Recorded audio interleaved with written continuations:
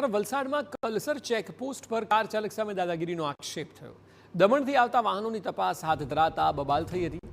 Car ચાલક દમણથી દારૂનો નશો કરીને આવ્યાનો આરોપ છે। નશામાં કાર ચાલકે પોલીસ અને અન્ય કાર ચાલક સાથે બબાલ કરી હતી। કારમાં સવાર મહિલાએ પણ પોલીસ જોડે માથાકૂટ કર્યાનો આરોપ છે। પોલીસે કાર ચાલકની ધરપકડ કરીને વધુ કાર્યવાહી હાથ ધરી છે। તો નશામાં હતો કાર ચાલક અને પોલીસ તથા અન્ય કાર સાથે તેની બબાલ થઈ હતી અને પોલીસે હવે કાર્યવાહી હાથ ધરી છે। કારમાં એક મહિલા પણ સવાર હતી જેણે પોલીસ જોડે માથાકૂટ કર્યાનો પણ આક્ષેપ લગાવવામાં આવી રહ્યો છે। આખા મામલે પોલીસે કાર ચાલકની ધરપકડ કરી લીધી છે।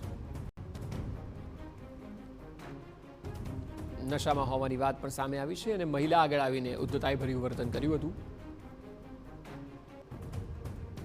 વધુ માહિતી આપી રહ્યા છે સંવાદદાતા નિલેશ ગામિત। નિલેશ, જણાવો કે આ આખી ઘટના શું છે, પોલીસ તરફથી શું કહેવું છે?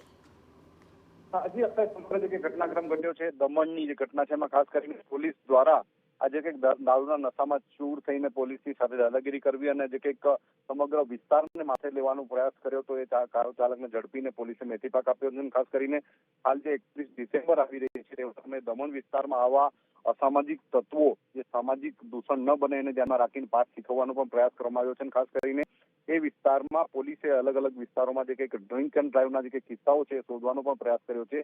નજીકના સમયમાં અલગ અલગ વિસ્તારોના અલગ અલગ પોલીસ સ્ટેશનોમાં જે ડ્રિંક એન્ડ ડ્રાઈવના કેસો શોધવા માટેનો પણ પ્રયાસ કર્યો છે, કારણ કે અકસ્માતના બનાવો પણ બનતા હોય છે અને આવા સમયે આવા પ્રકારે મોટા અકસ્માતો સર્જાય તો એના લઈને મોટી સમસ્યાઓ સર્જાતી હોય છે, જેને લઈને પોલીસ સતર્ક થઈ છે અને પાઠ બનાવવાની શરૂઆત કરી છે। જી બિલકુલ, આભાર સમગ્ર માહિતી બદલ। તો અત્યારે પોલીસ દ્વારા કાર્યવાહી હાથ ધરાઈ છે જેના ભાગરૂપે આ વ્યક્તિની ધરપકડ કરી લેવાઈ છે।